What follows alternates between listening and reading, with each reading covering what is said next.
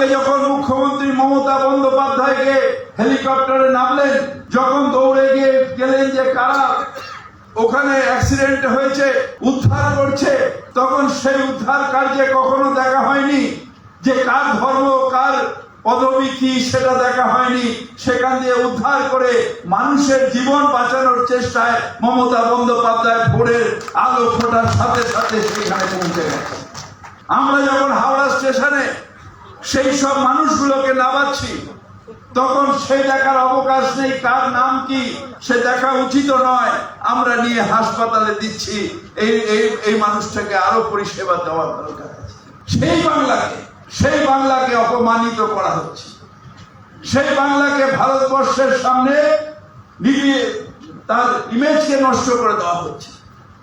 বলা হচ্ছে এখানে নাকি আমরা সবাই তাবেদারি করি, আমরা একটা ধর্মের তাবেদারি করি না।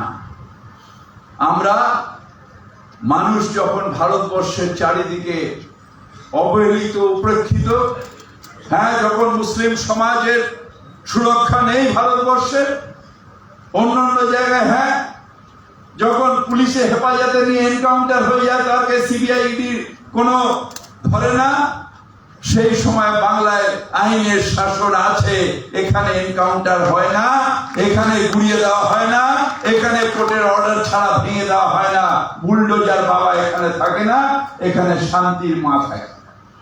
এইটা বুঝতে হবে ভাই।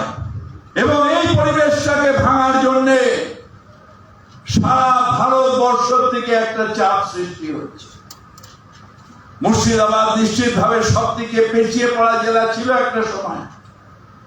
34 বছর এই মুর্শিদাবাদ সব থেকে পিছিয়ে পড়া জেলা ছিল, কিন্তু আজকে যদি আবার সমীক্ষা হয়, আমাদের যা কাছে রিপোর্ট আছে, মুর্শিদাবাদে হু করে শিক্ষিত সংখ্যা বেড়ে গেছে। মুর্শিদাবাদে এই বছরই 500-র উপরে বাচ্চারা ডাক্তারিতে চান্স পেয়েছে, কয়েক হাজার ইঞ্জিনিয়ারিং বেরিয়ে এসেছে। শিক্ষার মান আস্তে আস্তে মুর্শিদাবাদে এগিয়ে যাচ্ছে। নিশ্চিতভাবে ম্যাজিক হয় না, আমরা চেষ্টা করে যাচ্ছি যাতে এই জেলাকেও এমন একটা জায়গায় নিয়ে যেতে হবে যেখানে আমরা বলবো বাংলার সবাই আমরা একটা জায়গায় রয়েছি, যেখানে আমরা সবাই মিলে বলবো যেটা আমরা বাংলার মানুষ একসাথে রয়েছি।